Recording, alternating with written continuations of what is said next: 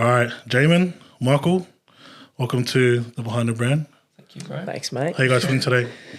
Good. Chilled, you know. Yeah, feel good. Yeah. Let's start with Michael first. How you feeling today?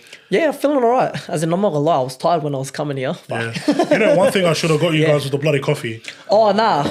Don't worry, I already charged it up before I got here. Double shot, brother. I'm not coming to a podcast without that. Yeah. First one too? First proper one, yeah. First official podcast. Yeah, hectic. And how about you, Jamon? Yeah, I'm the same as him. Got a coffee on the way here too. Yep. It's not my. This is my first podcast. Yeah. Other than the fake podcast. Yeah, the fake ones, Me and Michael shifty ones try that we do did. our own podcast with the road mic. But Yeah.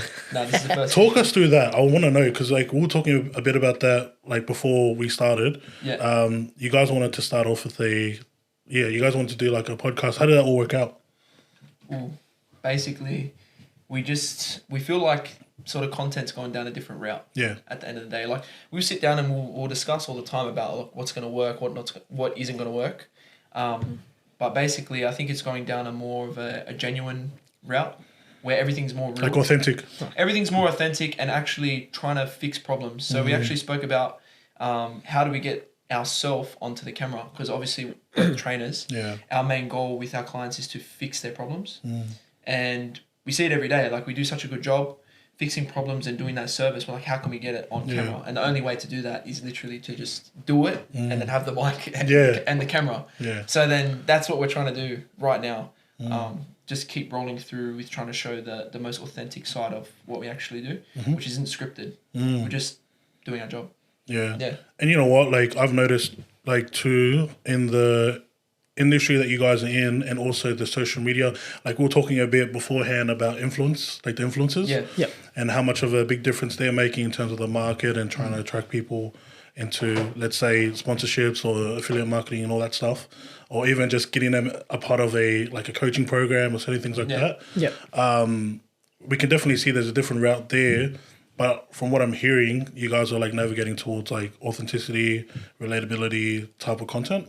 Yeah. Yeah, because I feel like the biggest thing with both of us is the type of content we used to post was very focused on just showing workouts, showing exercise, all the basic shit. But then after that, the main issue was no one knew who, what we really were like, you know what I mean? Like face to face, they don't know our personality, our character. And that's what we're missing social media wise, because nowadays, because the industry is so saturated, how is someone going to know which coach to be with? Yeah. So most of the times now, I think majority of people, they go onto your profile, they'll actually look at what type of character you are.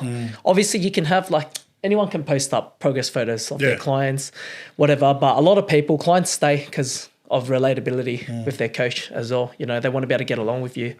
So I feel like one of the biggest things is just them being able to see your character. And then if they like it, then, they'll hit you up. Yeah. And they'll stay. Yeah. Yeah. You know what's funny though? This is something that Nick had told me in a previous podcast that we done. He said that people don't buy products, people buy people. Yeah. And I think just from what you guys were sharing, that's a great testament of that. Yeah. Of that reasoning. True. Yeah, it is true. Especially when everyone knows how to do everything now. Yeah. And you got AI is not a big deal yet, but it will be. It's getting there. It will be. Everyone can almost make anything at the moment, and then there's more and more content creators. So eventually it's going to be super cheap to get a content creator because there's so many of them. And it's going to get more competitive and cheaper. So that means that everyone can sort of enter, and then that's the thing. Now it's who is good and who isn't. Is this content or is it actual PT? Yeah. And it comes down to then it comes down to your personality and how relatable you can be, and just help your clients obviously fix their problems. But yeah, it's the main thing. Well, we're going to get into it. I wanted to go through first. I wanted to ask you the question of the studio. So you guys entered through the studio. This is your first time being in here. Yep. I'd like to get your input and your feedback on how the studio is. It's good. Yeah? It's clean. Yeah, I think it's very clean. Clean. Very professional looking layout. That's what it is. Yeah. It's professional. There's not definitely. much else I mean, unless you just went and added random lights. It's already got everything. What else can you add, really? Everything's here. We've got books. Random topics any moment, and the branding's right there too. Yeah, I like it. Yeah, Yeah, there's not much to say other than that. I've seen the other podcasts with like different lighting. They'll use like purple, blue, something different to captivate the audience. But no, it's nice though. It's good. Yeah. Well, I appreciate it. And for those out there that are tuning into the YouTube or the Spotify, we're currently here at the Better Media Studio. And if there's anyone out there that wants to start a podcast or that are looking into doing like an online program that you're wanting to create, make sure you guys head out to Better Media Instagram page. There'll be a link down in the description down below. But other than that, I'd love for you guys to introduce yourselves. I'm going to start off with Jamon. Yeah. Just give us a quick spiel on who you are. Oh, damn. I got lots of different shirts I put on. I know, literally. I guess it all started for me with footy. Yeah. That's even how I met Oh, yeah, you. that's how we met. That's yeah. how I met you too. Yeah. So obviously played footy my whole life. And Good old Cabra days. yeah, good old Cabra days, mate. They're actually some of the best years of footy, I reckon. Those years, they were so fun. But yeah, a lot of mates from that era. And a lot of learning came from that. So obviously progressed through the ranks at different clubs as well. And then that's where sort of this stuff all started. So in my time at footy, obviously learning everything about training, sort of got forced into the educational side of things through those development systems that we're all a part of. So yeah, basically not forced, but encouraged to take on like business diplomas, fitness diplomas, obviously starting uni, finishing school, all of that sort of stuff. And then I just moved straight into what I wanted to do, which is what I was good at and what I was trying to achieve. So I thought, while I'm trying to chase footy, I need to be in the gym. So, because even at 2, you were quite slim. Like you were a lot, like as much as you're not as big as you when I was young, I was small. You were so small back then. I was small. Yeah, I was very small. Actually, that's another story. I've ruined myself for a couple of years there, getting big. Yeah, wow. Yeah, so definitely, spend some time, and I was like, I need to get in the gym just to work on myself because I'd never been in like a professional system until I was like maybe 17. Yeah. And then I never learned anything really about footy until then. I was just playing for fun. Yeah. And then once I got into that system, I was like, all right, I'll work at the gym, I'll train every single day. And then it only made sense to be a PT because I wanted to just chase that. And then it just snowballed from there, literally. I had free time during the day, did morning clients, night clients, and then started 3 businesses after that to just fill out my day. So I was busy all the time because I didn't want to sit still. Yeah. So we started J&A, which is a sporting company. We go to do sports in schools. PT in the afternoon, PT in the morning, that's Guerilla PT. And then as a group now, we've got all of our team members on board for that too. And then Primal Guerilla was a natural progression into online with Michael. Yeah, which we're going to talk about later on. Yeah, we'll talk about that one too. And yeah, basically now it's just still snowballing. Obviously, the harder you work, the more opportunities you get. So that's where I'm at now. I guess that's me in a nutshell. I mean, other than personally, but that's all I do. Yeah. All I do is just train and work. So that's me. Yeah. Nah, but I appreciate you sharing, man. And yeah, for those out there that are watching this right now, that's how I met Jamon, was through footy. My older brother, they played together. And there was some years I played a bit up, and then I was like that freaking overgrown kid back in the days. And yeah, so that's how I was able to meet Jamon. But this is actually the first time I've met Michael, and I'd love for you to share just a bit about who you are too. Yeah, so a little bit about me was fitness-wise, as in growing up as a kid, the only thing I ever wanted to do was train, like it's the only thing I enjoyed doing. And I think probably when I was like 10 to 12, around that age, I literally could not imagine myself doing anything else career-wise. Yeah, wow. As I was thinking about it, but like, man, I'm like borderline ADHD, you know? You know what's funny? Like a lot of the guys that we've interviewed, they say the same thing. Yeah. They're like, bro, they can't just not stop. Like, so my brain's always running. It's weird. I'm like very fidgety. Yeah. So I was like, there's no way I'm sitting in an office. You know, it's just not happening. So it was weird. But I started training my mates during high school for fun. Yeah, because I was just into fitness. I used to watch a lot of YouTubers, all the OGs. This was when fitness was literally like on the rise. So all the new YouTubers, you know who Matt Ergus is? Or no. Yeah, so some OG I know YouTubers. Sam Solik, you know. He's a gun. Yeah, so this is when YouTube was only just getting popular. That's when I was watching it, and I learned everything from YouTube, literally. And then all I wanted to do was just train people, and then I wanted to do a job that was rewarding, where I could still make money, obviously. You know, you're not working for free. Yeah, 100%, bro. You know, so I was like, look, I'll get a 2-in-1 with it. But growing up, other than that, I could not see myself working for anyone, to be honest. As well, I don't know, It's weird. I don't know why that is. Probably too much pride, too much ego as well. Yeah, I don't like being told what to do. Yeah, true. Unless it's by this guy, you know, because we've got work to get done. Then you know, but other than that, like I couldn't see that happening. So that was just the natural progression to get into PT, and I did that full time. Yeah. Once doing it full time for a while, I was basically just capped, and then that's when I actually met this guy, and we decide to do online PT with Primal Guerilla. So yeah, that was pretty much the natural progression after. Hey, I went to uni 3 times. Oh wow! I dropped out 3 times. Yeah. So. What did you study? I studied physiotherapy. Oh, okay. High So you're school, going through the health rank? Like, yeah. I was still something within that range because I wanted to get into rehab because I thought that was the way to go, to make more money. Yeah, true. While helping people. But like it was something I was interested in, but after 2 weeks, dropped out. I went to do accounting and economics. Damn, bro. Business side of things because I was good at that, But you went from this and then you went on to this? Yeah, I dropped into it and I just moved into the next uni. We did that for half a year and then I quit. And I was like, fuck, like I need to go do something that I really want to do. I was like, PT is the only thing I've wanted to do. I need to go do it. So I literally quit. I waited half a year and then I just went straight into my PT course. And then, and literally once I'd done that for 3 years, I went back and studied exercise physiology. Okay. Because I met some chiros, physios. They liked what I was doing and they told me that, I should get back in. So they convinced me enough. I went back in after 3 years and then that's when the F45 opportunity came up. Yeah, wow. And I was like, you know what, I'm going to have to decide. COVID came up, I had uni and I wanted to buy a gym. So I was like, fuck, I'm getting the gym, And I was like, fuck everything. I'm going to do this. This is what I want to do. So that's actually what happened, Yeah. To take me to where I am now, basically. Yeah, that's crazy. Yeah. Even that too, like you're mentioning F45 owner. Yeah. Which I do definitely want to talk a bit about that because I think that'll be quite interesting to talk about. We'll definitely talk about that later. But just I wanted to touch base on the uni stuff. So you studied a bit, and then like you didn't fall back. But there was another thing that you said before then, which is you kind of don't like working for somebody or something along the lines of that. Oh, you don't like getting told what to do.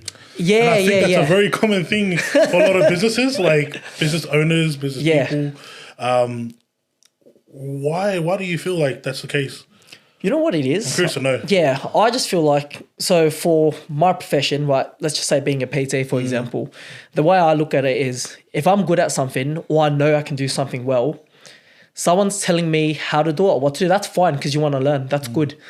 But the issue that comes with me is you're telling me what to do, but in my head, if I know I can do something better, but I can't have my input, then that's when it gets to me. It's like, I want to have some input. Yeah. I want to offer the value that I know I have. And obviously, up to a certain extent, of course, obviously it's going to depend on the business you work for, but you don't have that opportunity to do that. Yeah. So really, if you know you can do something better or you can do something more, the way I look at it is why not do it yourself then? Because someone else trying to tell you do something, but you can do a better job. That's probably the biggest thing as well. I'm not saying because you're better than them, but it's just you just know inside you want to have some input. So either you have a business partner, you do it yourself, which in this case, we have a partnership, and we both have our input, and we just get together and make it work. That's all. I want to ask Jamon, like just from there, is that something that you can relate to in terms of, or is there a different? I'm actually really curious because obviously you guys are business partners. Yeah. What you just mentioned, obviously, there are, because you guys are doing it together. Yeah. I don't think it's the same compared to, let's say, you're working like under someone. Yeah. Yeah. So I wanted to hear your thoughts. Like, is that something that you kind of relate to, or? Yeah, I relate to it, but my sort of way of thinking about it is very, I guess, nerdy. Okay. In a sense, very nerdy because. And this is the reason why you're on the behind the scenes. Yeah. Exactly. That's why you do all the operational stuff. Yeah. And like it comes down to even simple things like, for example, like a uni degree, right? If you want to get a job, you go get a uni degree and whatever. But something that a lot of people don't know is that uni degrees, they make it easier or harder to get into based on whether or not that industry needs workers. So if like the teaching industry needs more teachers, they lower the ATAR, so you have a better point of entry, right? So you get more people entering. If there's heaps of doctors, then they'll increase the ATAR, and obviously doctors is a different profession. You need to be good at it to do it. So they'll increase it, so there's less people getting into that, right? So for me, my brain just says it's just like supply and demand. Usually.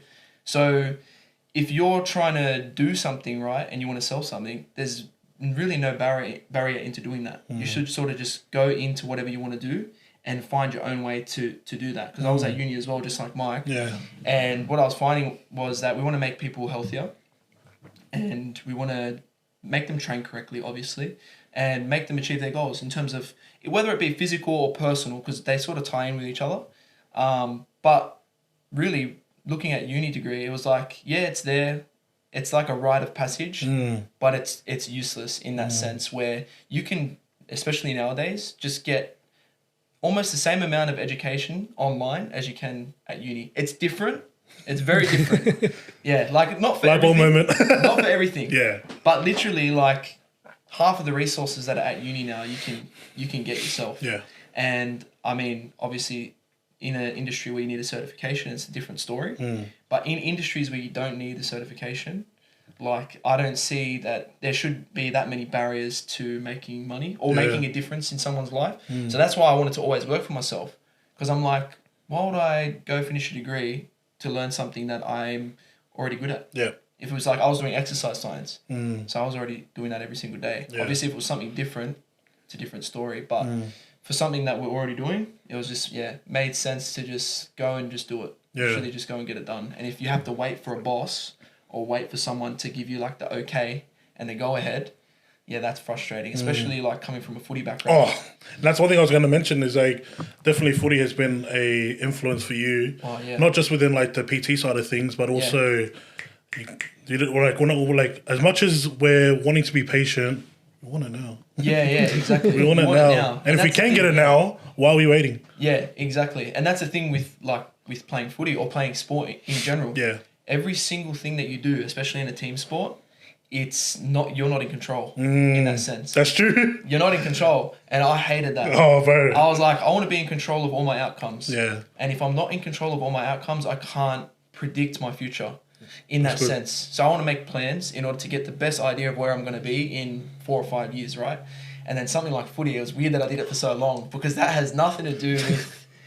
Like, it does have to do with what you're doing, but there's so many factors that are out of your control. Yeah. And I guess that's why I'm so patient, because I was used to having to wait for opportunities. But when you do your own business, the harder you work, you get them. Yeah. And that's what I loved about it.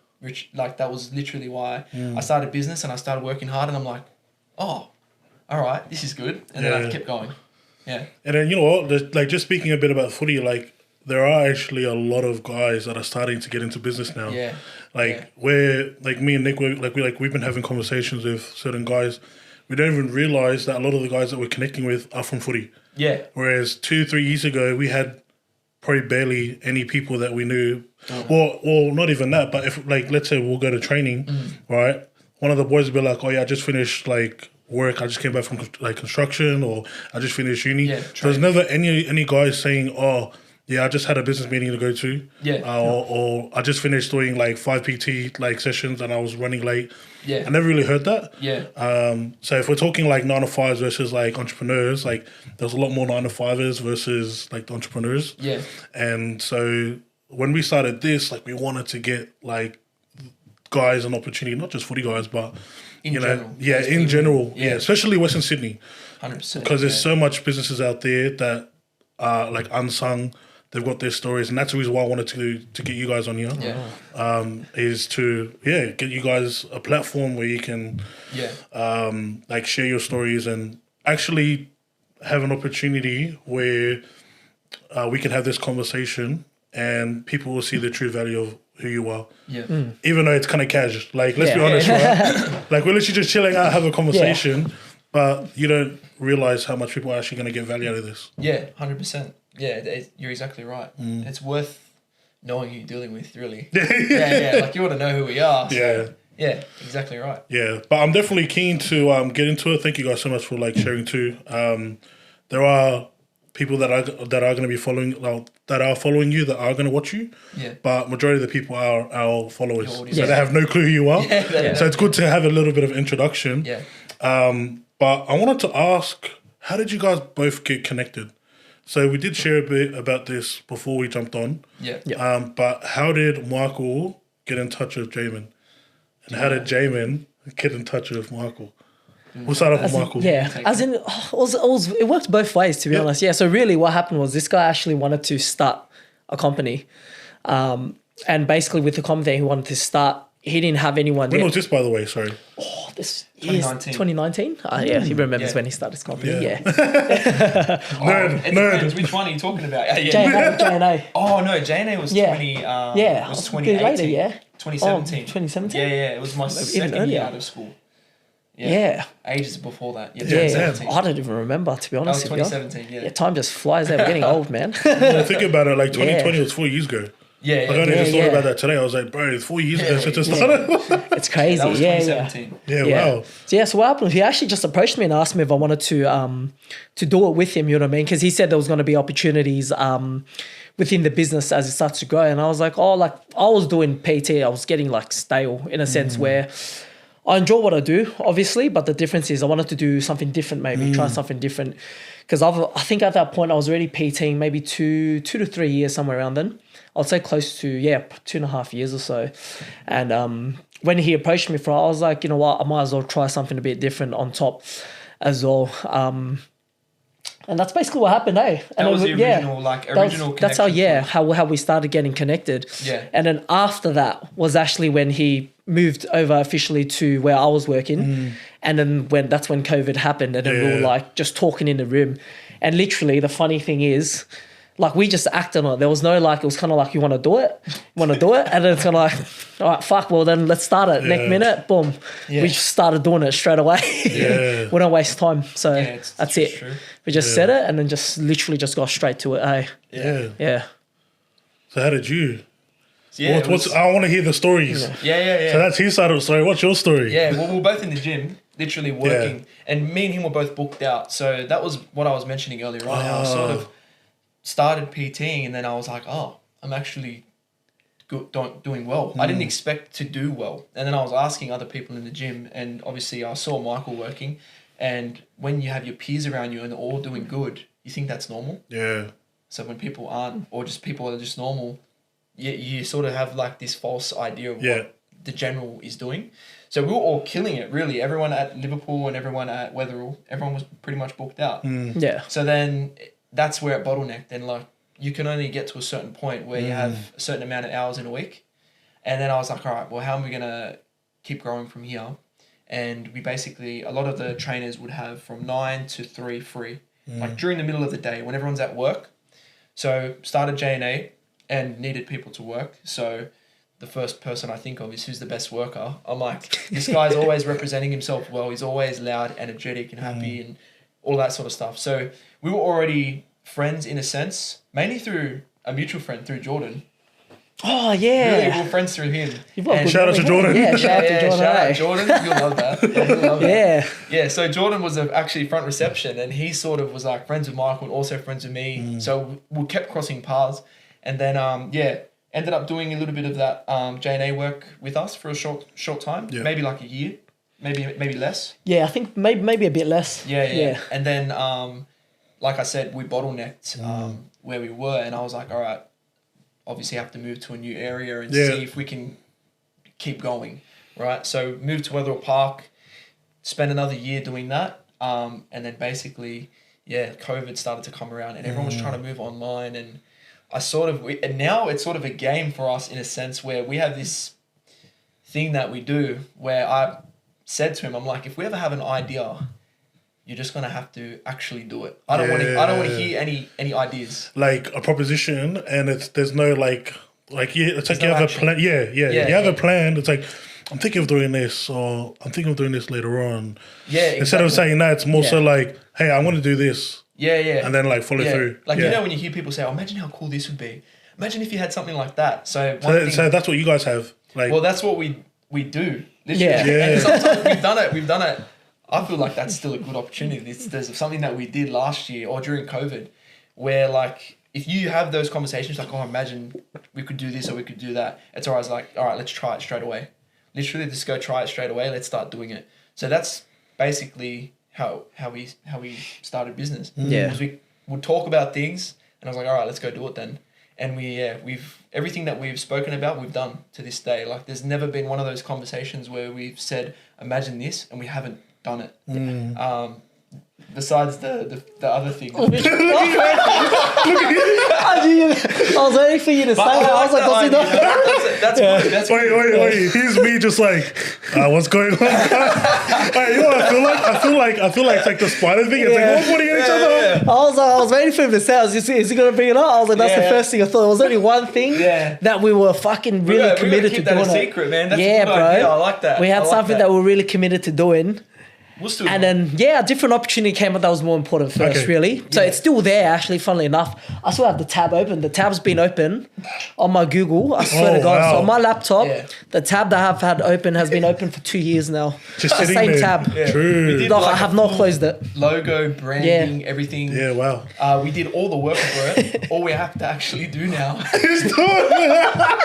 Let's pay for it. We just got to pay for it. That's it. We've spoken to suppliers and everything. Wow. And then another opportunity came up, and that's taken a lot of time. Yeah. So literally, we just got that there, and all that will be, I think, well, from my end, what I'm thinking is, as soon as we have the money to do it, we're just going to do that as well. Yeah, just allocating the funds to the right areas now, and obviously, we've all the most important areas. That's where all the funds are going to, and that's like on the back end side of things. While everything else is still happening. Yeah. So yeah, I love how he just pointed at you and like, but there's one more thing, dude. Another thing that we never did. No, we finished it. We've finished it. Technically, We actually worked on that with a really good designer, and I don't even remember who it was. Yeah, I know. Because it was that long, So long ago. Yeah, man, So it was, that he would call us up a and be while like, ago. Hey, I've got these 7. Like he's got like a mood board. He had everything set out, 7 different logos, all these different colors and everything. It was really good. The crazy thing is we would complain about people being slow. The one time someone was fast and done his job,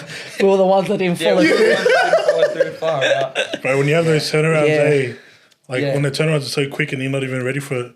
Yeah, and it's learning too. Like, always got to be learning something new, and that's within our industry, but it's something that we haven't done before. So it's fitness, but we just haven't dabbled in that yet. Yeah. So it's definitely a good idea. But all the other things we've done, like the online PT. Funnily enough, he's got the gym, and then now is like this other business that we have, which is contracting. So it sounds like there's a lot going on, but it's all the same thing. That's what I always say to anyone that comes to work for us as well, which is, it sounds like there's a lot, but all of it is just fitness.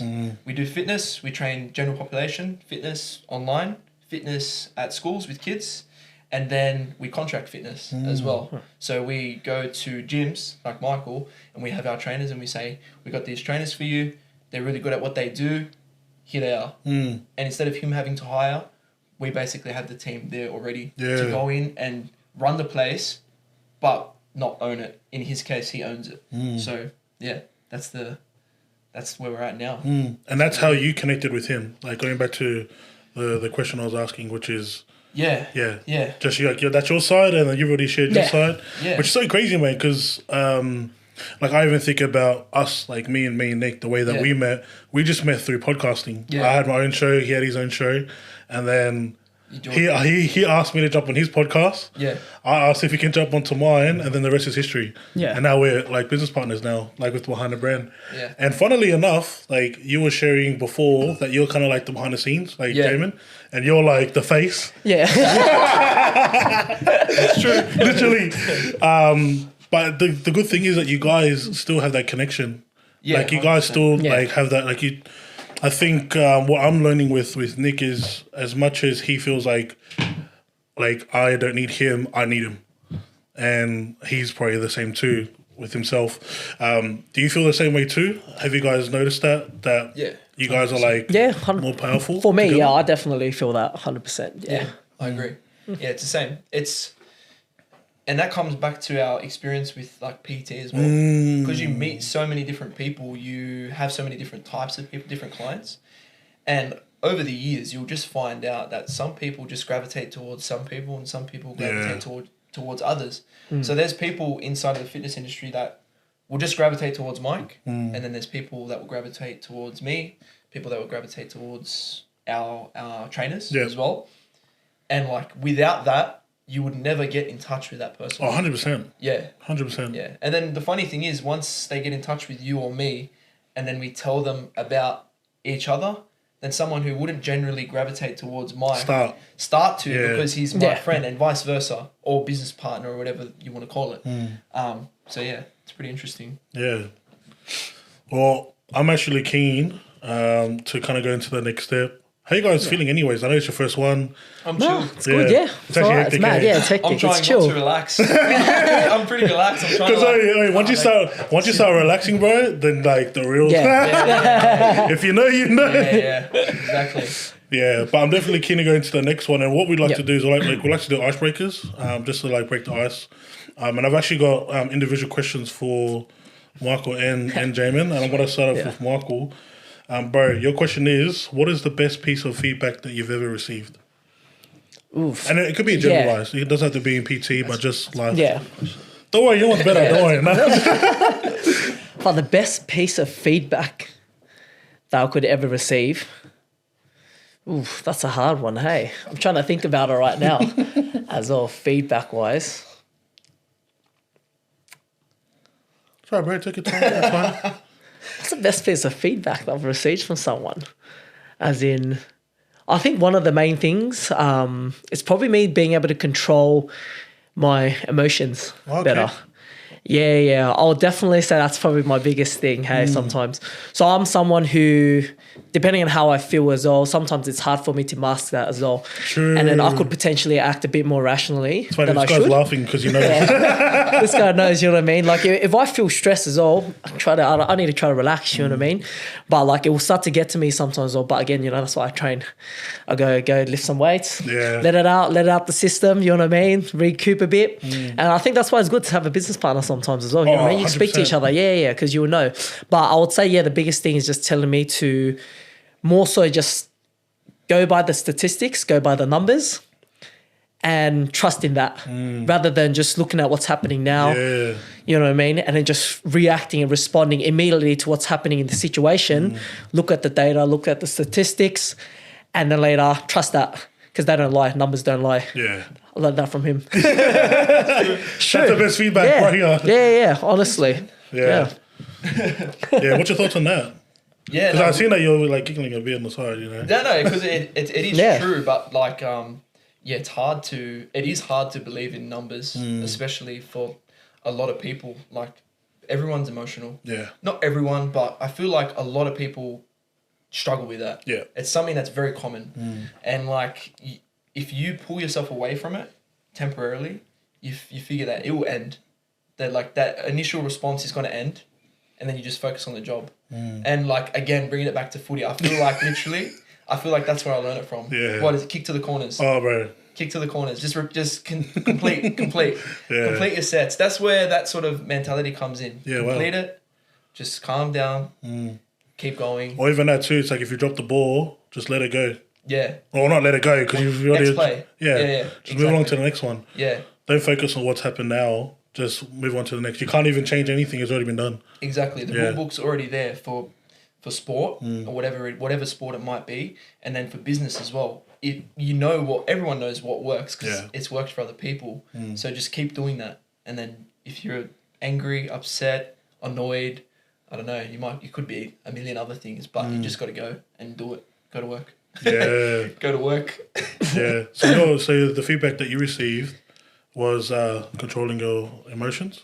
Yeah, right? Yeah, in a sense, controlling my emotions is just make sure you're looking at numbers, statistics always. Oh, okay. That's why, so look at the facts. Look at the facts, exactly. Look at the facts, you know what I mean? They don't lie. That's what it is. Yeah. And if you trust in numbers, then, you don't need to worry about how you're feeling now. Yeah.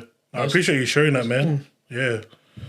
Your question, I'm going to ask you is... Jamon, what are the 3 values you treasure the most in a friendship? Ooh. First one's definitely honesty. Okay. Honesty, loyalty, and the third one, I'm trying to think. Honesty, loyalty. What's something that he does well? Here's both of those. Yeah, I can tell. I can see that. Honesty and loyalty are definitely my top 2. My top 2. And I feel like being genuine. Yeah. Like authentic. Like be true to yourself. Because I find that like you get along with almost anyone, as long as they're like true to it. Yeah. Like you always meet that one guy that just says things and you're like, did he just say that? But everyone loves him. Yeah. And it's like, if I said that, I swear to God, you'd get crucified for it. But because this guy's so himself, like we've got a few people that work for us or with us that are like that. They say things and you're just like, did you just say that? Yeah. But like he's so genuine and true to his own character that it doesn't matter. And everyone's like, yeah, but that's him. Yeah. So I feel like those ones, being loyal, genuine, and honest. Yeah, like just always be truthful because the truth always wins. Really. Yeah, that's the best part about it. So they're my 3 things. So honesty, loyalty, and genuine. Yeah. They're my 3. And that's pretty much Michael. Yeah, 100%. yeah. And that's that another key too. I feel like not only to a friendship, but like to a business relationship. Yeah. You can't. That's the first thing I was thinking about too. Yeah, you can't get cut. Yeah. You can't be upset when someone's being honest to you. And sometimes it's like you have that initial response, which me and Michael mentioned before, but you just got to move on. And if someone's giving you advice, you got to listen to it. And most of the time you got to try it and see what changes. And then if it works well or it doesn't, then that's when you sort of maybe ask another question. Oh, I tried it, didn't work, or didn't get the response I thought I was going to get. What should we do now? Yeah. And then you end up changing over time. You change into a different person. So it's good people, and all those 3 traits. If you have them around you all the time, you either thrive or you quit. You either, because it's hard to be around sometimes as well. Yeah. Yeah. I think even too, if like let's say, Jamon, you're upholding those values, which is like honesty, loyalty, and genuine. If you have a person that's a complete opposite, bro, like talk about energy levels. Like you're just like down here, they're like up here. Yeah. There's not really that much connection, but I can see that that's what you guys both have together. Yeah. Like your relationship. Because I think if you didn't, if I look at Jamon, if he mentioned that there was honesty, loyalty, and genuineness that he was wanting in a friendship, he wouldn't even think about not having that in a business partner. Yeah. No way. Yeah. And that's what I'm just thinking. I'm just like realizing 100%. now, Yeah, and that's what true. you guys uphold. Yeah. The sad part about it is sometimes with friends they will like let things slide, but in business you can't. Yeah. You can't. Yeah. So it works since like I guess with a friend it would be like you got to have 2 out of the 3. You have one of those like maybe maybe your friend caps sometime a little bit, but like you got to have those 3 are always what I'll look for. Yeah. I wanted to ask you, Michael. Yeah. Why do you think that's the case? So like Jamon was just speaking about like the 3 honesty or the honesty, like your 3 values. Yeah. If your friends or like let's say you guys end up not doing like the 3rd part, which is like being genuine, why do you think that'll be such an impact? Not having all 3 things. Yeah. Yeah, well, look, because or one crumbles. Along the way. You know that saying, that they tell you don't do business with friends. Yeah. Sometimes they say don't do it with family too. Yeah. And the difference is a lot of people, in my opinion, cannot be honest with their friends because there's that friendship there. You don't want to ruin the friendship. You don't want to hurt. Yeah, you don't want to hurt. Yeah, you don't want to hurt them. But the difference is like with business as well, we both know, like we're here to fucking get shit done. 100%. You know what I mean? If we know if you're not being honest, then we're both fucked. That's the way I look at it. Whereas friendships, there's that, you don't have that boundary. You know what I mean? Like, it's just very different in that sense that you don't have that boundary. Whereas with business, it's weird though, but I think because me and him are just on the same wavelength. We just know. We just know. Hey, mentally, like we just know. Like, I feel like we feel the same way. Exactly. That's the difference. We actually feel the same when it comes to getting work done.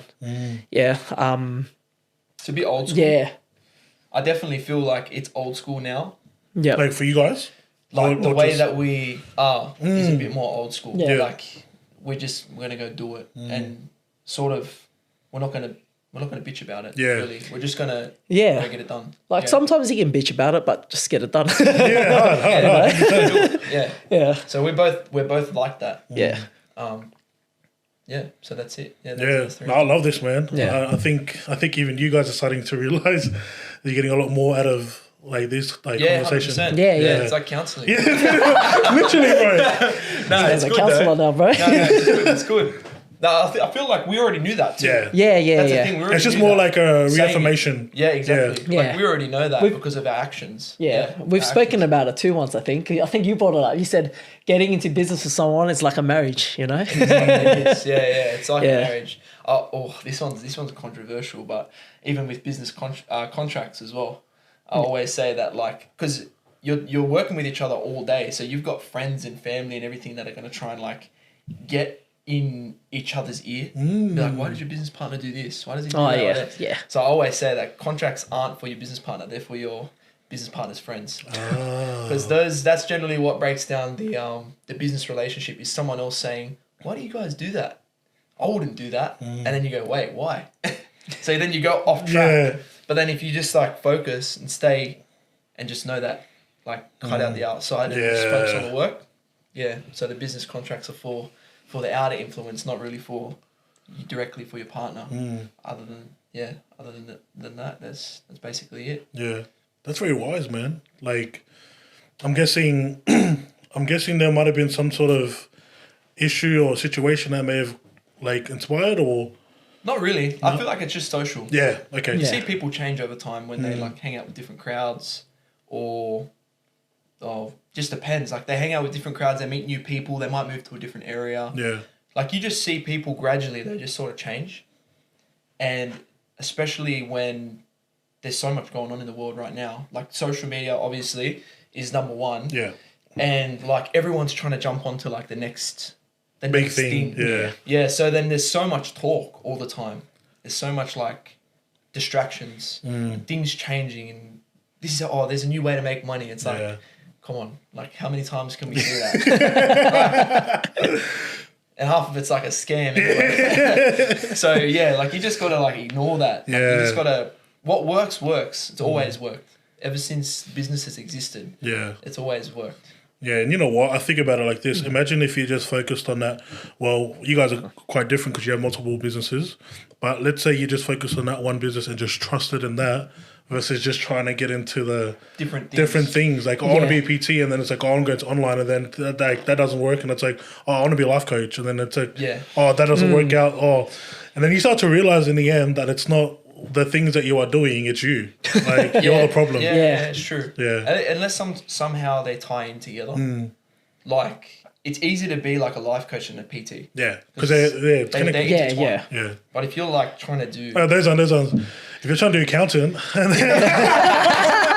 that was me. I was true. deciding. It is true. Like, you can't do... Some things you can't mix. Yeah. I don't know what exactly, because I haven't really thought about it that much, but there's just some things you can't mix, and there's some things you can. You know, like, you don't want to be a builder and then own a cafe as well, because... Like, even though it's, like, there's a possibility, but in terms of the connections, it'll be, like, a lot more difficult for you to actually sustain. Yeah. Well, the funny thing is, mentioning cafes in another industry, we know a guy that owns a gym, and he owns a cafe next door. Oh, yeah. Okay. So something like that, all of his members go down and they go get coffee from him. Oh. So Yeah, something like that works really well. And he loves coffee. Yeah. So he trains, he shuts down the gym, and then he goes with all of his members next door to a cafe. So community sort of stuff like that, not the same industry, but like something like that. I think it's got to work based on the business plan that you have. Yeah. As long It as ties in. you can complement it with each other, then 100%. Yeah, exactly. It's funny, I've actually I've seen a gym like that. I'll probably ask later on. I'm not going to mention it now. We'll keep it in the keep that suspense.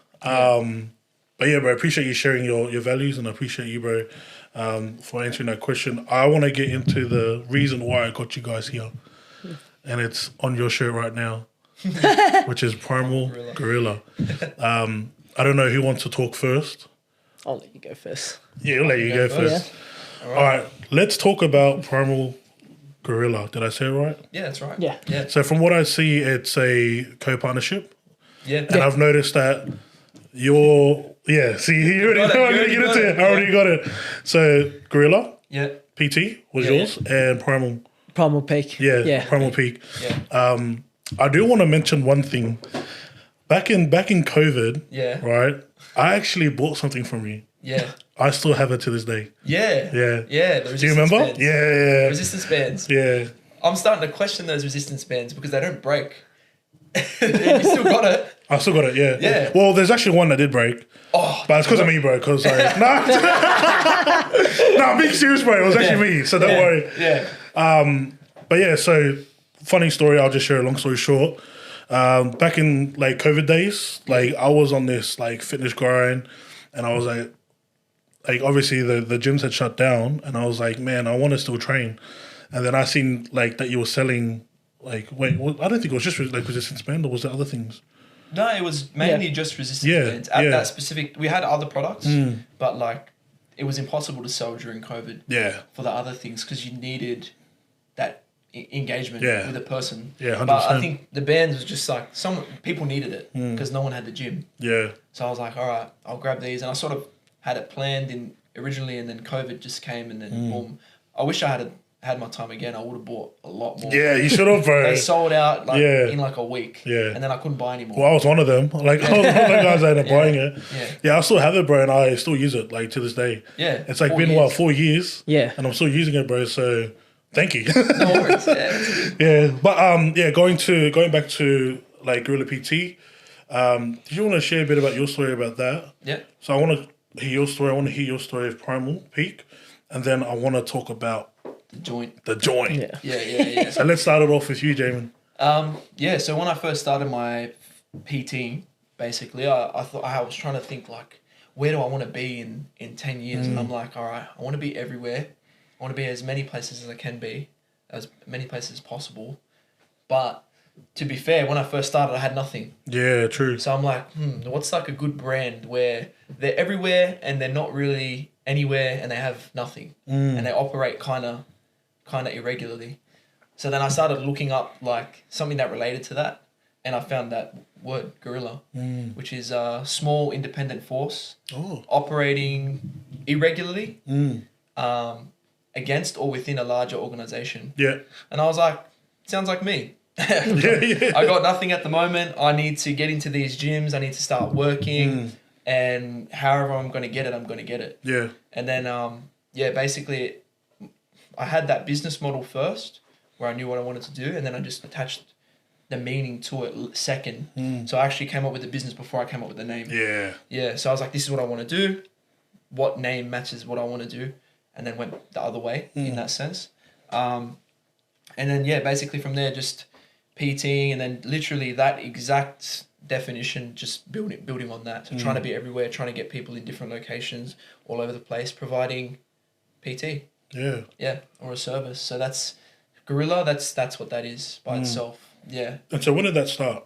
That started actually in 2016. So I started that when I was in year 12. Oh, wow.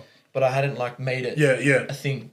And then it's quite similar to Michael when he was saying that he was training like some of your mates in the high school. Oh, yeah. Yeah, it's like very similar to that.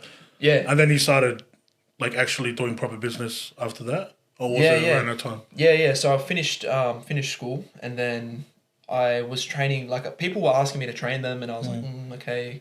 And by the way, this is when you were still playing footy. Yeah, I was still playing footy, so I was like, all right, get into the industry. And I knew nothing about it. Like I hadn't asked any questions, nothing. When I went into the industry, I thought what it was normal, and I didn't ask any questions.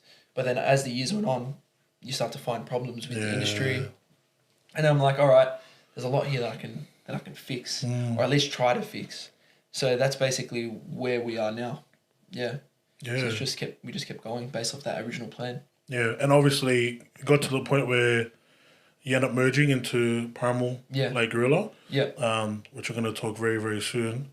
But it was through, like your PT, like your personal, individualized journey. Yeah.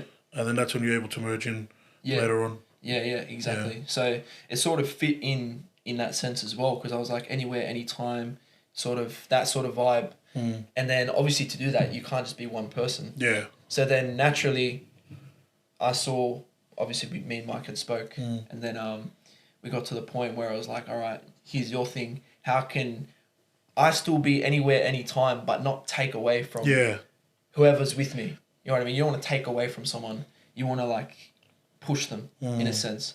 So I was like, all right, no worries. And then that's how Primal Guerilla sort of came together as Primal Guerilla. Yeah. Because it was like literally the alliance of those two. Yeah. Yeah.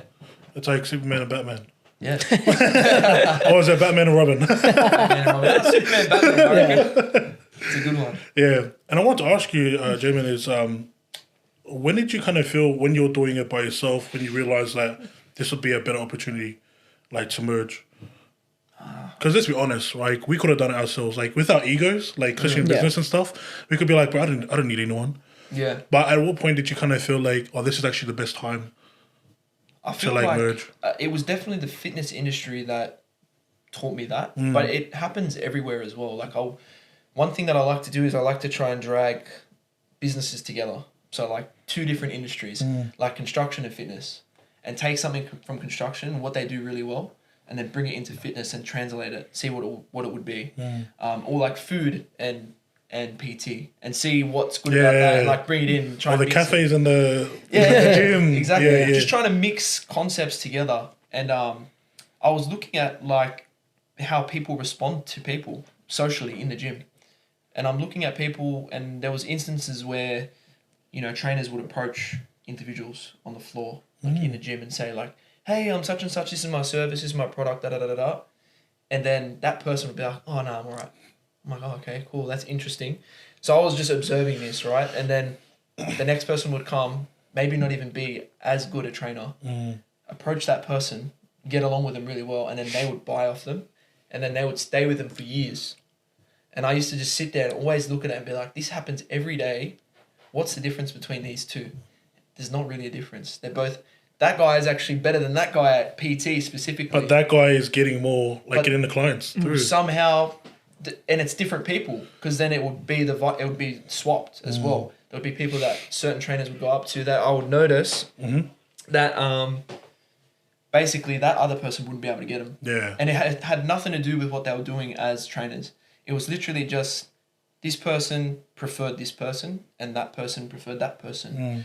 And I was like, all right, well, you're not going to make it anywhere selling one product. Yeah, true. Like barely any company has one product. Like it's very rare to have a company that just has one thing. And I was like, all right, if you want to diversify and grow, if our product is us and our product is fitness, it can't be like Jamon's PT. Yeah. There's got to be other people here. So that was where I was like, if you want to scale in the fitness industry, you can't be selfish. And you've seen the industry. It's very like me. So it was the especially in the opposite PT game. Like I'm talking like you being a PT. Obviously, like I go to the gym, even though it does look like it, but I do. But when I do see it, like you have your PTs that are just always like, and I get it, like they're connecting through the gym, and obviously they're paying their rent and all that stuff. I understand that. Yeah. But you could see some that's been there for like years, but they're still in the same position. Yeah. They haven't like scaled their business. grown. Yeah, they haven't grown out. And usually it's like you're growing out of your own mindset, the mindset that you're currently in. Like you've got to change that first before you start going into the next level. Yeah. And I can see like there's guys there, like when I started going to the gym, they're still at the same gym. Yeah. Not to say that there's anything bad, Yeah. but it's like there's opportunities for you to grow. Yeah. But let's be honest, the ego is probably one of the main things that's holding you back. Exactly. Especially when you're taught from the beginning, if you get into this industry, you're going to be running your own business. But then, fun fact, whenever we have anyone new that we interview them, the first thing I say to them is the statistics of personal training is 95% of personal trainers fail within 6 months. That's like everyone, right? And then after that, for that 5% that make it past 6 months, their average career is 5 years. So only 1% of personal trainers make it past 5 years. From the people who start working in a gym and the people who don't. Yeah. You've got a better chance of playing in the NRL. Yeah. You actually have a better chance of playing professional sport than you do of lasting 5 years in the fitness industry. So for me, I started to look at that as well, and I'm like, how does that make any sense? It doesn't make any sense at all. Like, especially in an industry where 75% of the people in the population need help. Yeah. Like, everyone needs health advice, but like the industry is failing. That doesn't make any sense. So I started to sort of trying to find those problems and see where the issue is. And that's our goal now, is to figure out what was going wrong with that and how do you make them last past 5 years and not like by a small amount. Like how do we get 100% of people who start, or at least 80% of people who start past 5 years and continuing, so they have a career. Yeah. So that's where we're at. That's one of those moments where I'm like, this doesn't make any sense. So I definitely thought that's when it was time to start getting other people involved. Yeah. Yeah. I love that. And I'm so like, it's one thing to see this on social media. Yeah. And it's one thing to like see the statistics or like people doing studies on it. It's a different story when you're actually having conversations with people that's actually been in the game. Yeah. 100%. Like completely different. Yeah. That's like your textbook, and then you've actually got lived experience. Yeah. And that's what you guys have. Yeah. And it's good that, and correct me if I'm wrong, but you guys see that, like you see that as a problem. It is a problem. Yeah. Like in like even through your own personal journey as PTs yourself. Yeah, like it shouldn't be like that. If you have a job or you dedicate yourself to something, like, I mean, you should be able to do what you're good at. And if the structure or the way that it's designed doesn't work, then you can't do it. It doesn't make any sense. And it's probably the only industry in the world, not the fitness industry, but PT specifically. Yep. Is the only sort of thing that I've experienced where other people aren't getting it and trying to fix it. And that's because it's so segmented. Everyone's on their own sole trader. That's why it can't be fixed unless you get together. Yeah. So I feel like that's probably the biggest thing, hey? It's because most people go into PT thinking, I want to do what I enjoy. Yeah. But little do they know, when you get in, it's all business first. Get your business good so you know how to get clients, and then you can actually provide that value. Yeah. That's the thing. You can't provide value to no one who wants it. Yeah, 100%. Yeah. And even that too, there's no point in you going out to help someone that doesn't need help. Oh, yeah. Like, there's literally no point. Yeah. It's like, there's no point in going to a guy that's already jacked, but like he's already okay and coming, hey, like I'm going to help you start off the basics of like fitness and all that stuff. They already know. Know. So obviously the main goal is to focus on the people that do have a problem. Yeah. Wanting to fix That's that. where the most clients are. As in, surprisingly enough, though, I've trained a lot of jack dudes. Hey, a lot of guys, a lot of guys bigger than me actually, and they actually approached me, but after me being a trainer for a while, because they've been there for a while, and the only reason why I get approached, and this is where I would say why you should niche in certain things. Is because I was good at doing rehabbing work. I was good at doing movement work. And these bigger guys, they all had like injuries, longer term niggles, all these other things they had to deal with. And then they realized like, fuck, I'm getting injured. Yeah. And then they would come to me for that. And then I'll teach them how to lift better, even though they're already jacked, but just train better so they can train sustainably for longer. Yeah. And that's where you would also be able to target like guys like that as well. Yeah. It's so interesting, man. Yeah. I feel like a PT now. Get the calls, man. But yeah, no, it's even like, that's sort of made me think about how like different training styles are so separate too. Like some people hate powerlifters.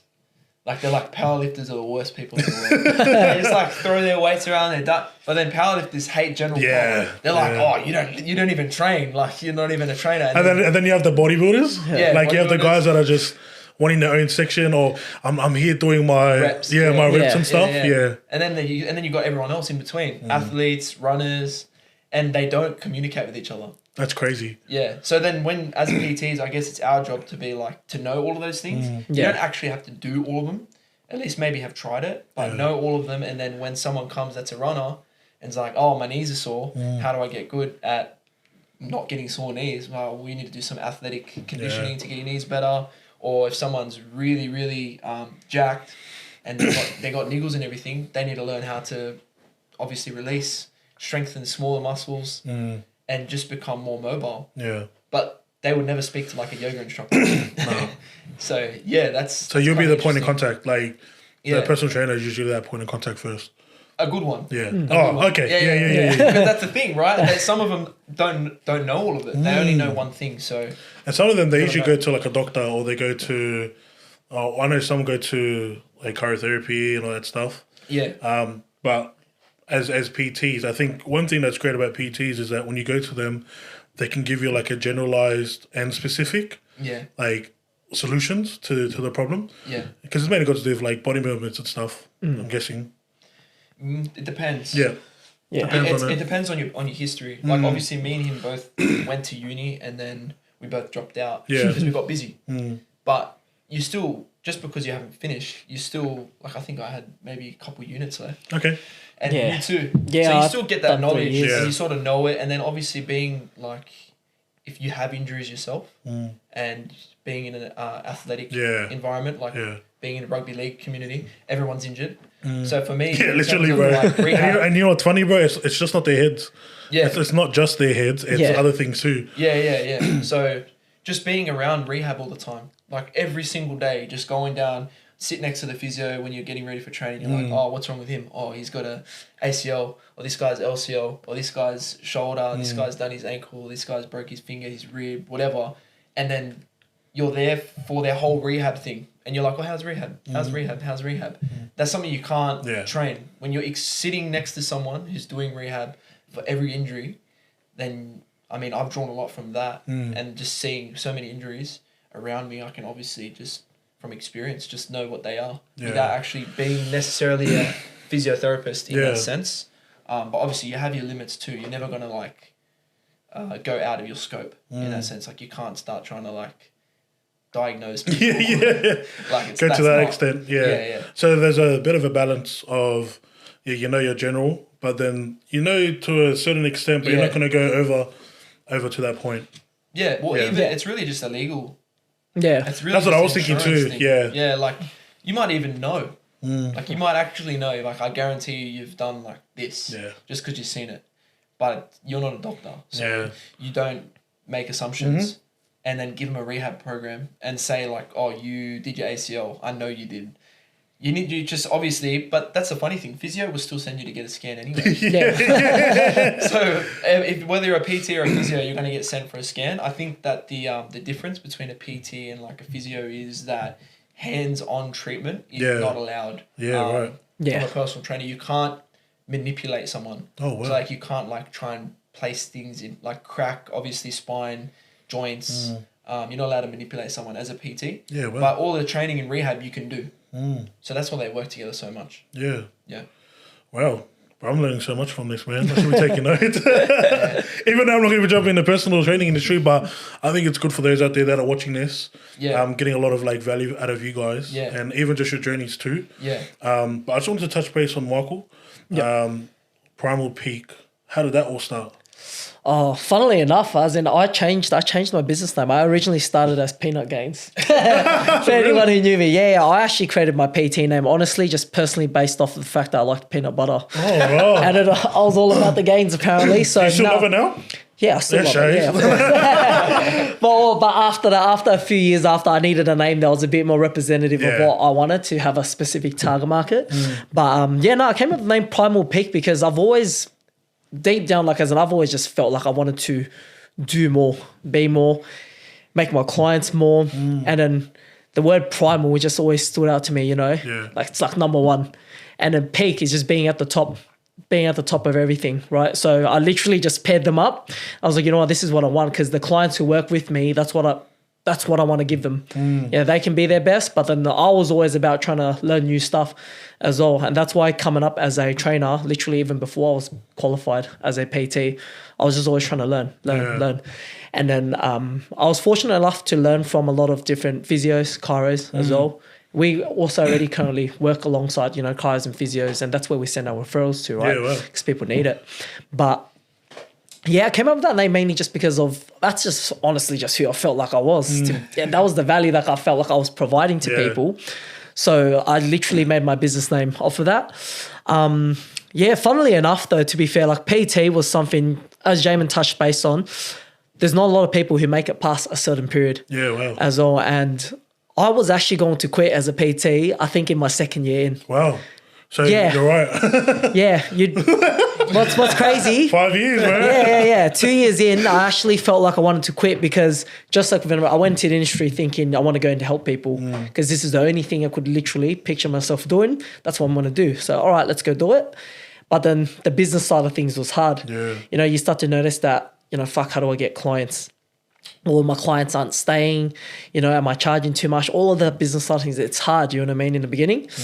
But then after I kind of got through that right, and I was like, you know what, like you just gotta, honestly, you gotta work harder. You gotta be in the gym more. Yeah. You gotta be more present as well. And I spent more time doing that. That's when I started to pick up my PT game. But again, after a certain period, I just realized like this is not what I'm gonna be doing till like what? How long can you just be doing face-to-face PT for? Yeah. I'm not gonna do it till I'm 50, because you start to realize if you're doing 40, 50 sessions a week. So I was at a point where I was doing probably 45 up to 50 sessions a week. I'm doing probably around 1 hour sessions as well. And that's of actual just face-to-face work.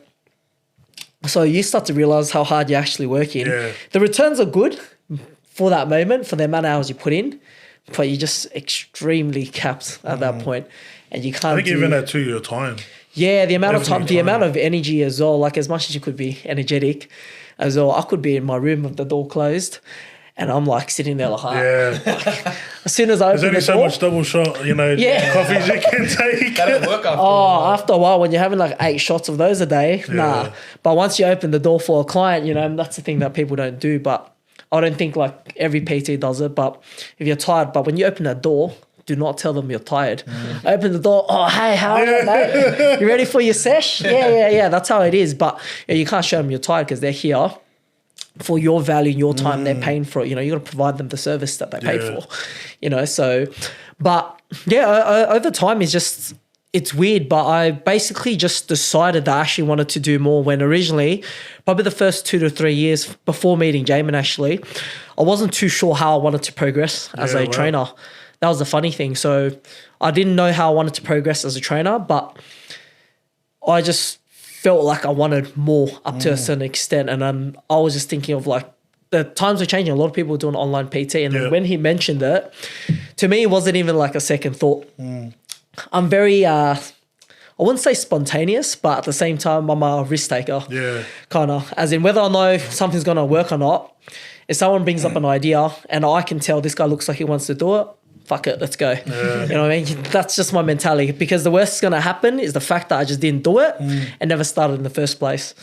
And then that's how things started. And once things got started there, as the years went by, we've done online PT now for reaching almost 3 years now, to be honest. Yeah, almost 3 years. It's like September. Yeah, September, around 3 years after that. Then really the natural progression was, what can we do next as well? And then that's when obviously the gym opportunity came up to purchase that. And then, and I think that was just the natural progression moving on to that, to be honest. So that's how Primal Peak started. Well, actually, it was Peanut Gains. Peanut Gains, bro. You know what's crazy, bro? I love hearing the starting, businesses that you start, and then you have that like phase where you change up. It's so humbling to hear that, eh? Yeah. Peanut Gains. It's funny. Some people still remember me as that. That's a funny thing. They'll literally, they'll call me Peanut. Exactly. Michael Peanut. Yeah. People will literally call me, they'll call me Peanut when they see me, just because they remembered me from back then. Yeah. But then how I built myself as a trainer was I basically started competing after probably like three years into PTing. Because I started looking at all the other competitors. I was looking at myself. I was like, you know what? I've been training hard. Yeah. How else am I going to grow my business? I need to compete and let people know, like this is literally how I look.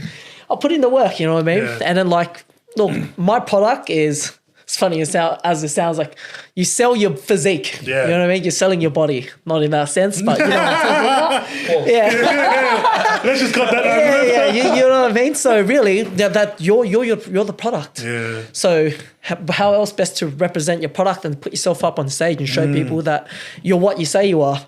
What you tell people to do, you do. As well. And that's what I felt like, that's what I was always about. Anyway, if I say I'm going to do it, I'm going to do it. Yeah.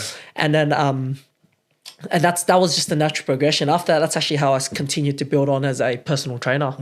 Long-term wise, that's what actually kickstarted my PT and really smashed it. Yeah. After that, I think I've just been on very, very consistent sessions where it was just constantly like back to good, back. always good. Yeah, since then that was the funny part, and then obviously it just led to me and Jamon just working together. Yeah, wow. And things just snowballed after that, really. Yeah. because of stuck. because of the fact that we had this mentality that if we're gonna do something, do it. If you say you're gonna do it, do it. Because we have that mentality, we just kept doing stuff. Yeah. That was the funny thing. Yeah. Yeah, but I think also too, if you had to look at it, that's how it looked on the outside. But under, you guys were both in a situation of scaling. Yeah. You wanted what's to get next? out of the Yeah. you know that what's little that little nest. Yeah, Yeah, it's true.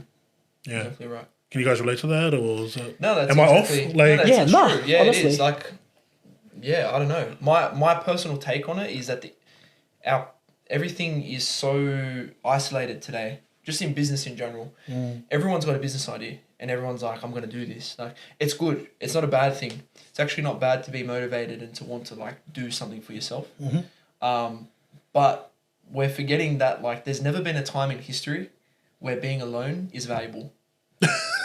When is being by yourself ever? even in business, bro. But that's what that way I thought about it was like I would like you would never want to be alone anywhere. Yeah. If it was 100 years ago, if it was 50 years ago, if it was now, when is being alone valuable? So why are you trying to do a business by yourself on social media? Because once you're done, the business is done. Yeah. In a sense.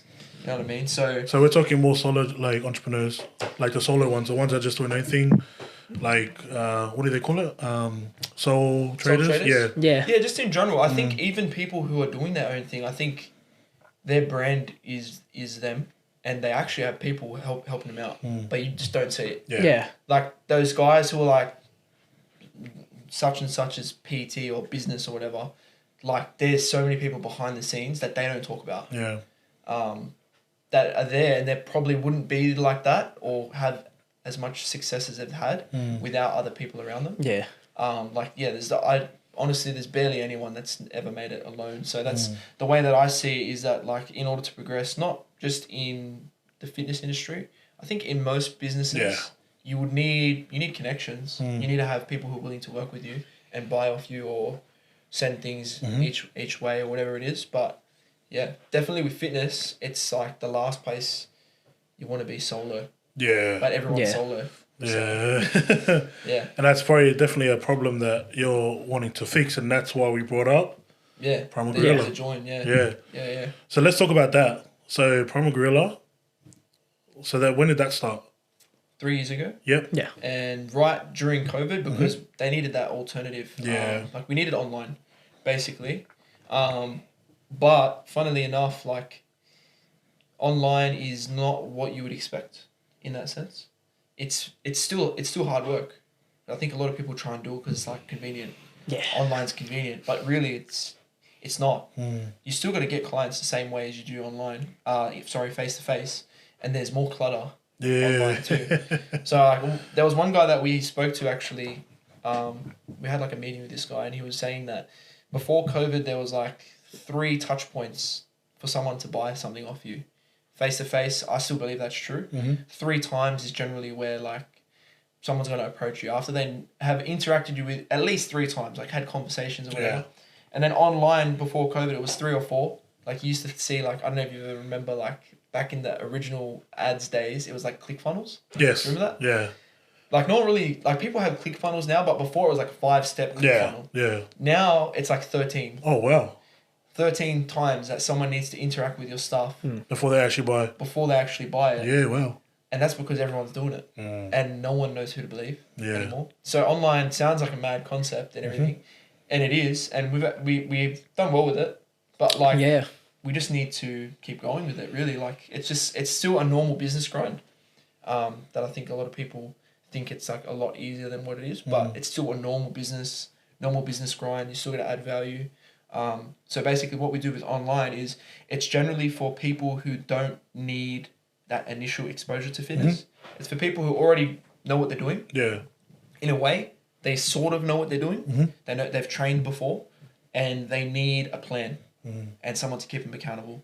That's online basically, because you're never really going to get someone who's never ever trained before doing online. It's more so for the people who've already trained and gone and they want consistent guidance and everything. So Yep.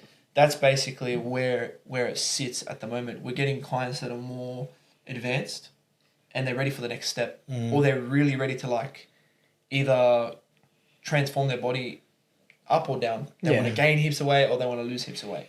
Yeah. Well, So- it's people who've trained before or they've done well before, but now they're just at a point where like they literally just cannot do it themselves anymore. Yeah. Hey, they're just giving up. They're like, fuck, like I don't have the motivation to do it myself. I need someone there now to get me back or better than what I previously was. Yeah. And but it's generally someone with training experience as well, I would say. Because it's definitely harder for someone who's very, very new to training. We've got videos, we've got all of that stuff that we record ourselves, but the difference is that's why there's value in PT. There's value in us training someone doing face the to face. one-on-ones, Because it's two different things still. You're both getting PT, but you know, they're very different clients as well in some sense, even though they might have the same goals. Yeah. Yeah. People want to be a part of something as well. Like It's a hard- community. a community. And, It's hard to do that online. So that's another thing we sort of work on as well. We specifically the online, just trying to still be personable. Like we don't want to just send a video to them when actually or even just ask for a checkup and then that's it. Hopefully if we can see them in person, we will. Yeah. Like every single one of our online says met you in person. Pretty much. Except for anyone who's new, as of recently, but every other online that I've had now, Most of them have met. Funnily enough, I've actually met all of them. In person, Only except for maybe one or two They're from like Perth. that were from Perth or so. But actually, one of them flew over from Perth and I actually trained him for like 2 weeks. Funnily enough, I forgot about that guy. Henry. Yeah, he came. Yeah, from shout out Perth. to Henry. Shout out to Henry, bro. Yeah. He Yeah. made a flight all the way.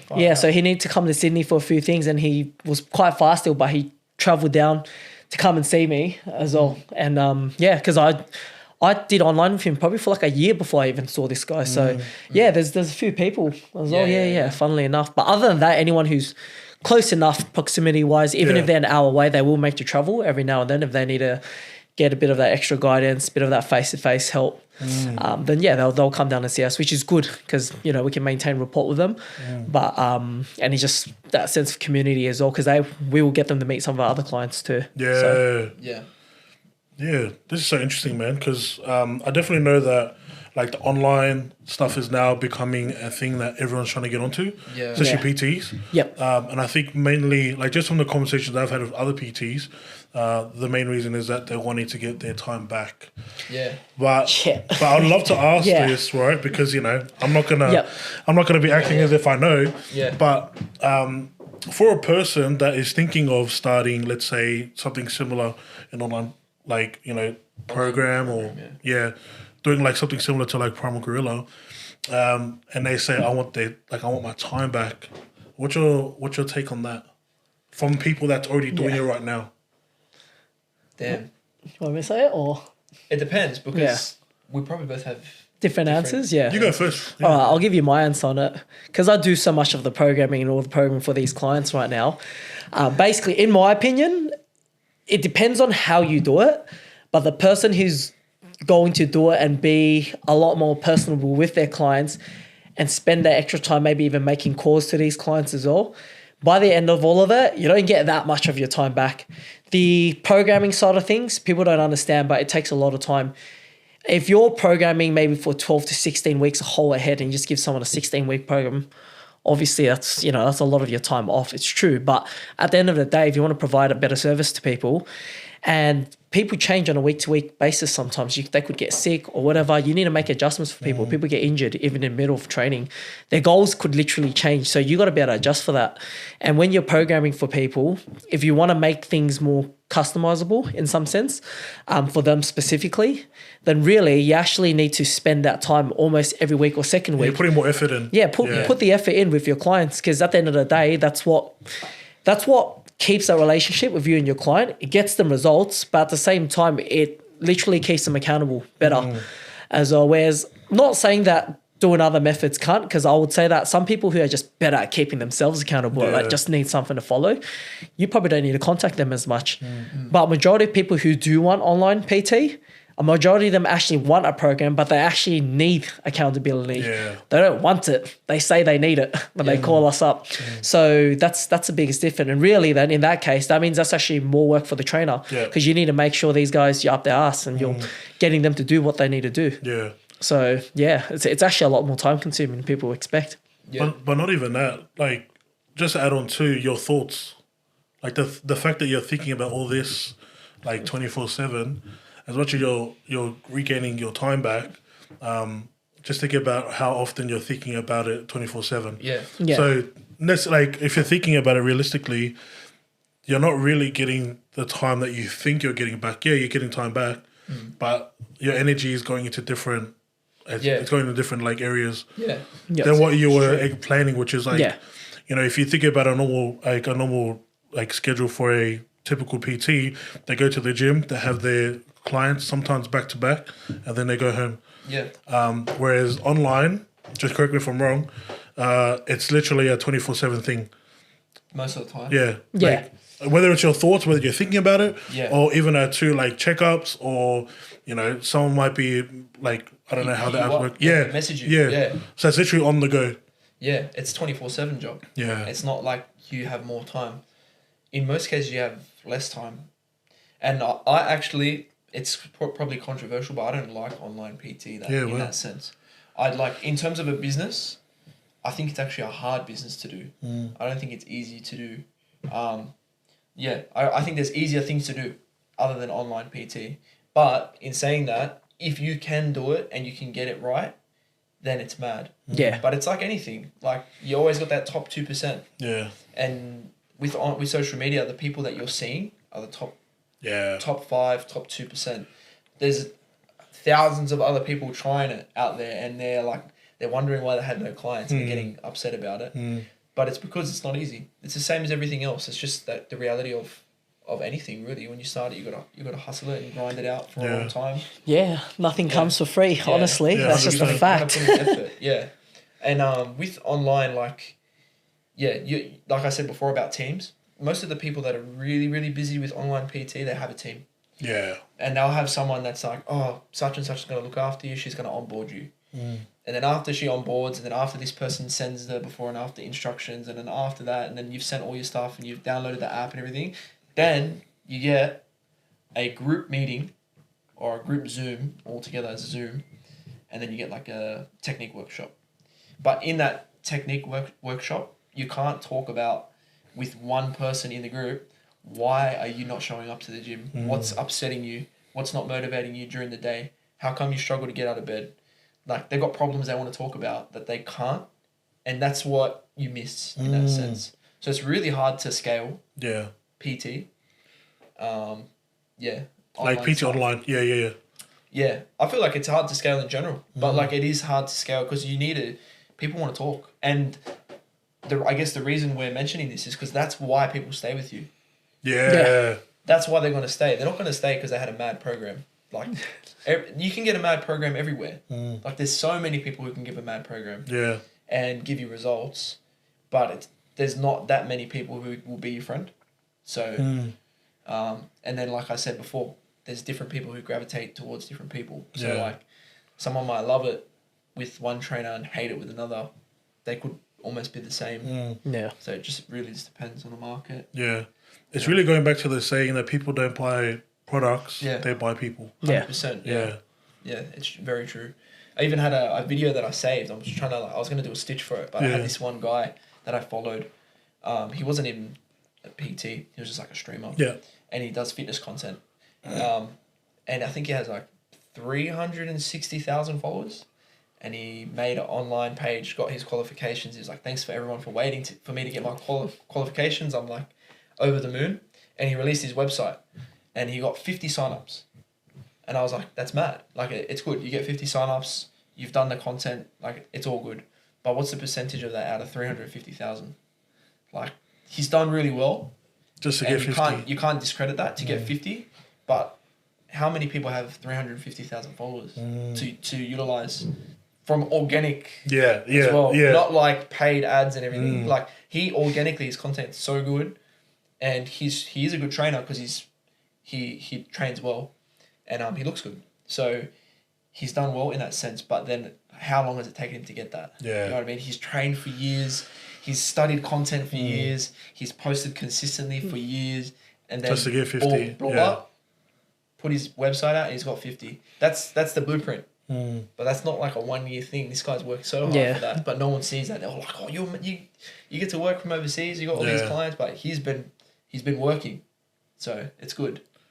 That's crazy, man. And I think it goes back to the values that you were talking about, which is like honesty, loyalty, but that one last one, which is being genuine. Yeah. And I think we can all agree in social media, that's the one thing that everyone's starting to go back to, is like how authentic can you be to your audience out there so that you can get an attention, like get their attention. Yeah. Because we all know that like it's so oversaturated of everything. Like you got everyone if they're, fully like their videographers and stuff and all their effects and all that stuff. But the one thing that you cannot change and the one thing that you can't outweigh is someone's like transparency and authentic voice. Yeah. Yeah. And that's it. That's the magic potion. I guess the editor's good. It makes you look better. Yeah, definitely does. High standards, Yeah. Well, I'm going to start landing the plane now for the podcast. But I wanted to finish off with this before we go into like what we usually do as part of our culture here behind the brand is I wanted to ask you, and like anyone can take the microphone if they wanted to share on this. But what would you say was the biggest struggle that like Primal Guerilla has gone through to date? That you're open to sharing.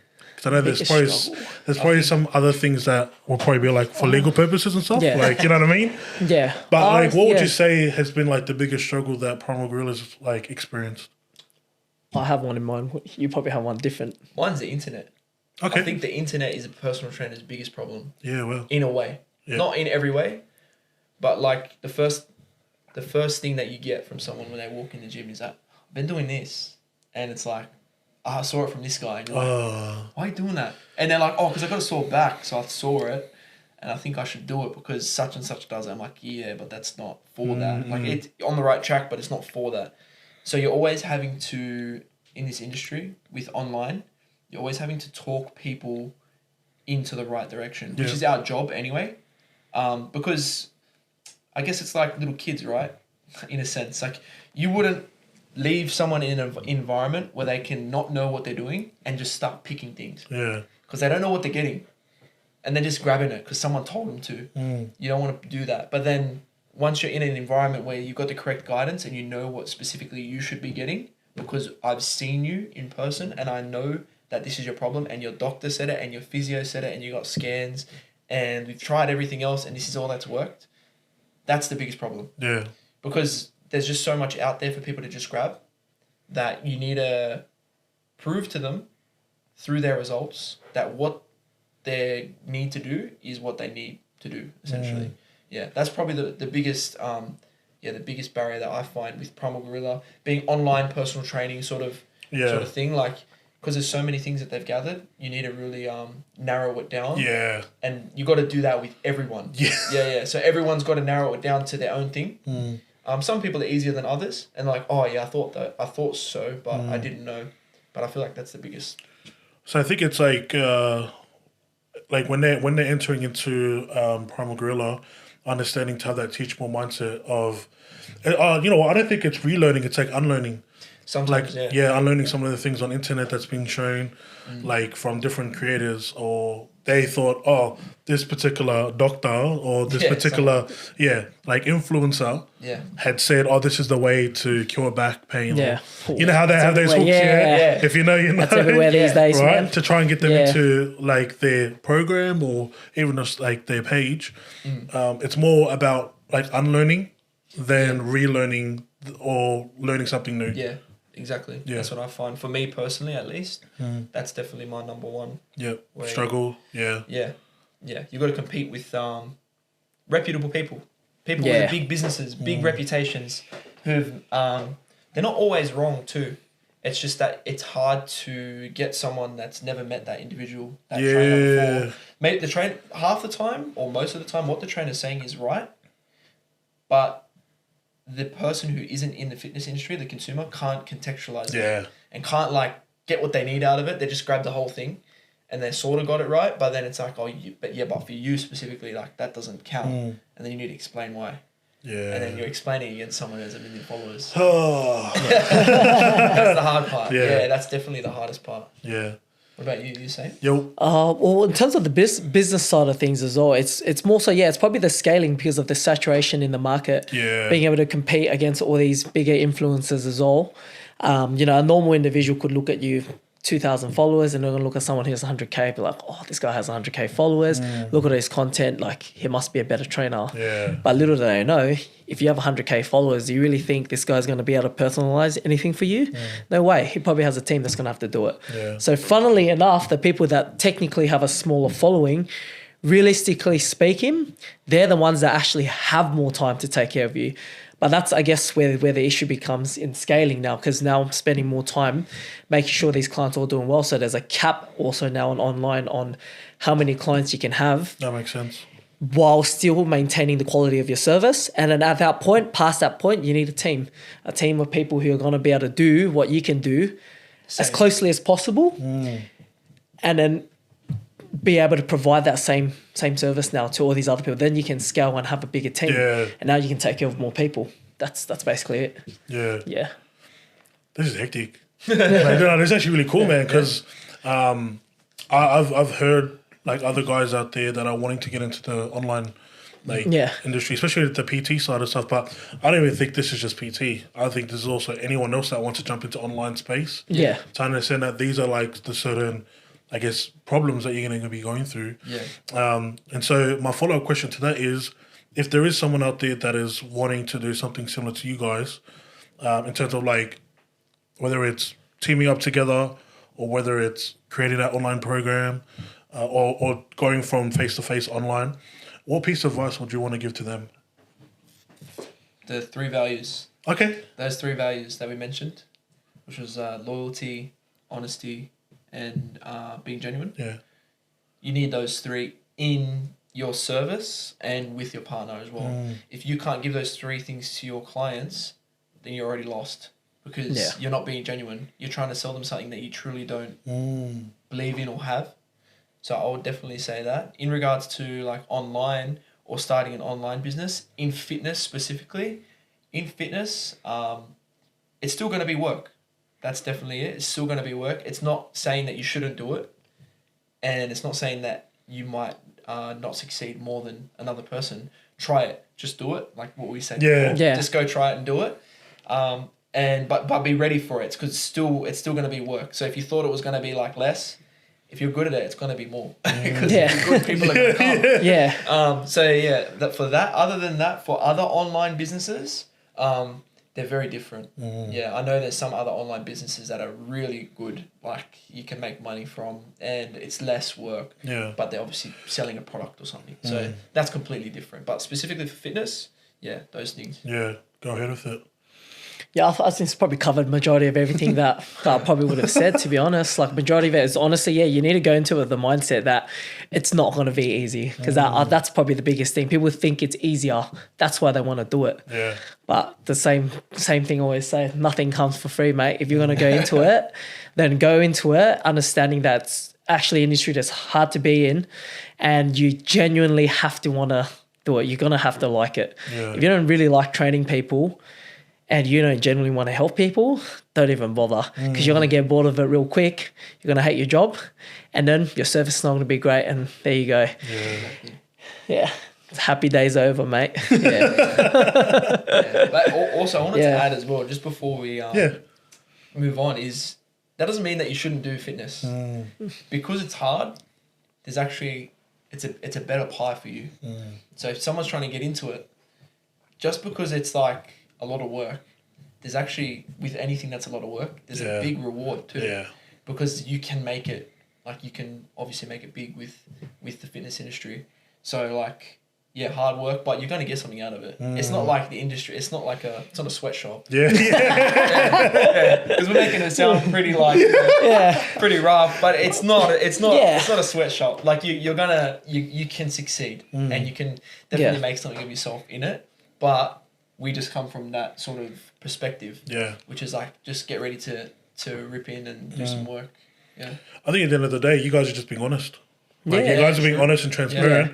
You're giving like the experience that you guys actually have gone through Yeah. versus just talking shit.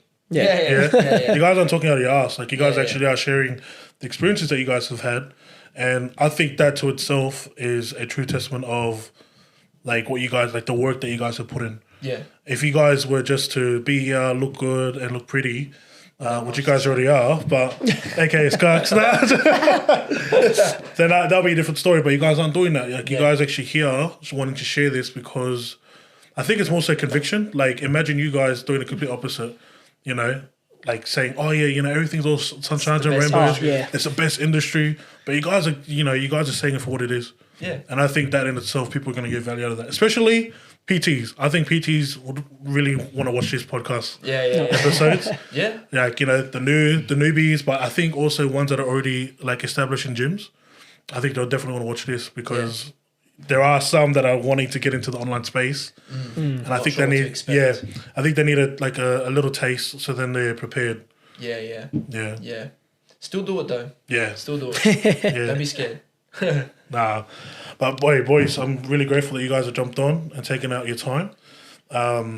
We do have a thing, like a culture thing that we do at the end. I don't know if you guys ever heard our podcast, but what we like to do is we like to get the previous special guest to ask a question for you guys. Oh damn. Yeah. So what you guys are going to be doing is after this, we're going to figure out a question, and that's going to be for the next Alright. special guest. And so a combined, I'm going to get you guys to do it together. Yeah. Your question for today is, who is your inspiration and what is it about that person that inspires you? You go first. Mine, Bruce Lee. Oh, true. Yeah. Yeah, like as in the reason that's actually why I started getting into fitness, really. Wow. It was literally just watching his movies, and then he's the only guy who was getting talked about all the time. Everyone knew him, like as soon as you hear his name, oh yeah, Bruce Lee. Like everyone just knows him. He's iconic. But honestly, it was the fact that this guy just always worked hard, just always put in the work. Yeah. That was the biggest thing. Other than that, probably my dad, to be honest. Yeah. Because he grew up rough and just never made any excuses with his life. And this guy was always working hard. Because I saw that, my dad and my mum. That just always made me want to work hard. Because, that was probably the biggest things. Yeah, those three things there. Yeah. Yeah. Yeah. Mine's probably family and everyone. Like when I say family, it includes my partner as well. Yeah. So obviously everything that I do in my life is towards building a better future. Not really for me, because I know that I'm not going to be here forever. Yeah. It's mainly for the people you have around you. And they'll probably laugh at that too, because I'm always at work. Like, oh yeah, well you're never at home, are you? But yeah, so it's definitely my partner, family, because it gives you something to work towards. And I feel like that's my purpose in general, is to always be working towards what you leave behind in that sense. So they motivate me in a million different ways, but just I guess to sum it up is just family and my partner. Yeah. See, I was waiting for something else, like, some footy player or something. No, I don't know. I always looked to where I came from. Yeah. And I always look to where I'm going. So where I came from is my obviously my parents, my aunties, my grandparents, all of the family I live with. But then where I'm going is my girlfriend, my partner, and our future as well. So I'm sort of looking back at what has been done for me to be where I am, and then I'm looking forward and looking at currently, and I guess in the past too, for sort of what sacrifices have been made for that in the future as well. Yeah. So always family. Family is my go. Yeah. In that sense. Yeah. No, I love it. I love how it's different. Like, imagine you guys having the same answers. Bruce Lee? Yeah. Imagine I was Bruce Lee too. Me too, man. What? No way. Mine's Jackie Chan. Fire out, man. Oh, it's crazy. Nah, but hey, we're literally just about to be done. But firstly, I want to say thank you, boys, so much for coming out, taking out your time, being here. Thank you for answering the question. Now, if there were people out there that want to connect with you guys, what's the best way that they can connect with you? Like socials? Do you have, Probably for socials, sure. yeah. Yeah. Socials, social probably media, the easiest. DM. we'll start off, Jamon. Oh yeah. So let's say someone want to connect with you. How would they want to? Yeah, definitely social media. Yeah. Yeah, social media, just send a DM. Guerilla PT page, preferably. Yep. Just because I'm always on it. I'll see it. I'll see it. My personal one, I barely really go on, unless it's to share something from my business one.